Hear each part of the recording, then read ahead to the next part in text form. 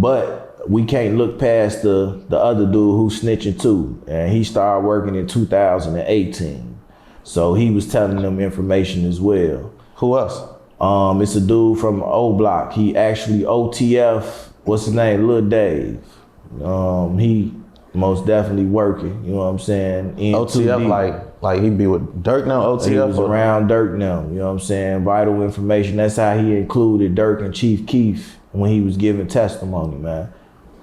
So do you feel like a lot of the information that these people be giving the feds is true, or do you feel like the feds want certain people and they, you know, they put the clamps on the people that's around them and kind of pressure them to say what they want them to say? I feel like the people who they want is guys that's around them who might get locked up for something petty, and they go and talk to them and see, they apply pressure to them and see if they can break them.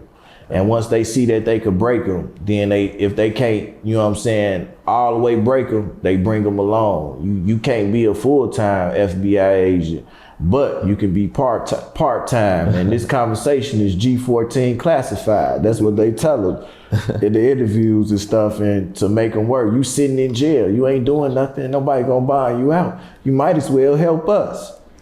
They sit back, they go into a cell, you in there 23-1, ain't nobody sent you nothing.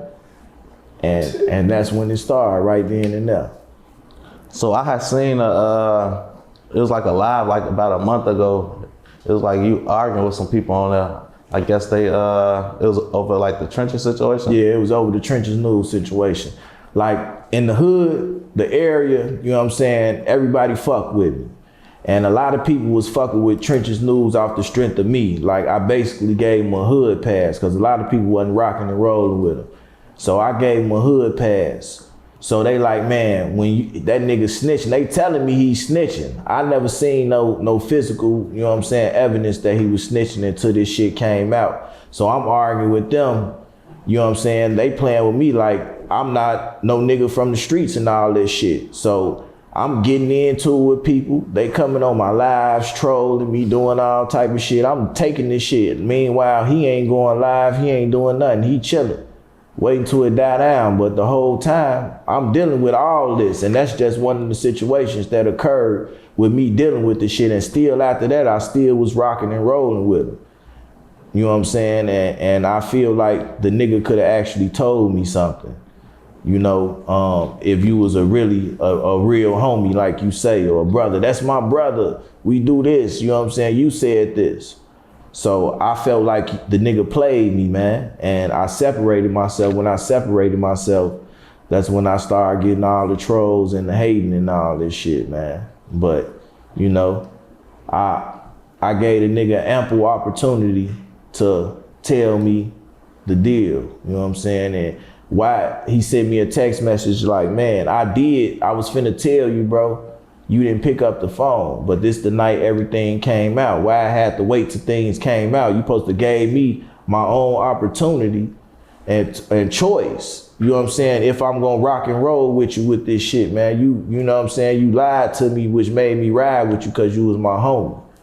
But you lied to me, so how could you be my homie and you been lying to me all this time? You see what I'm saying? So that's the thing that fucked me over and made why I said and feel how I feel right now at this moment. So, you know, if he did tell you what would that have changed? I wouldn't been on there going live and vouching for him and saying some of the things that I said. I would have really been like, you know, I would have fell back. And not only with this situation that was going on, because you lied to me saying it was something about Kenny Mac, so I'm giving him the benefit of the doubt until everything started. But when the truth came out, you just lied to me all around the board, man. And if you say you supposed to be my homie, how you don't got no respect for me to sit here and lie to me, you feel me? So I feel like a lot of the shit that I went through and going through with this YouTube shit was his incidents.